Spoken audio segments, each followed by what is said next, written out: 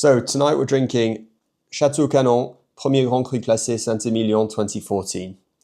So I was speaking with someone recently and they said that they thought Chateau Canon was the best terroir in the whole of Saint Emilion, even better than Cheval Blanc and Ozone, which I was slightly taken aback by, so I thought I had to try it. 2014 is quite classic, cool vintage in Bordeaux, so they're wines that aren't made for the long run, but have some real enjoyable drinking pleasure now.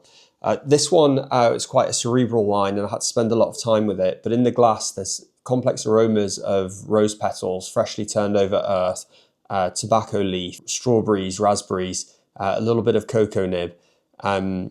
So really complex wine. There are three things that I really like about this. The first one is that it's very authentic to the terroir where it was grown.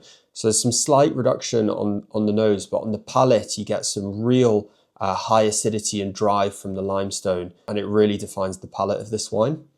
The second thing that I like a lot about this wine is the texture. It's very, very velvety and it almost caresses your mouth as you're drinking it. And then finally, the third thing that I like a lot about it is the fact that it's very approachable. For a top-end Bordeaux, a first growth Bordeaux from the right bank, we're 10, 12 years later and we already have a full spectrum of aromas and a very delicate and approachable structure. You could easily have this with charcuteries, even as like an aperitif.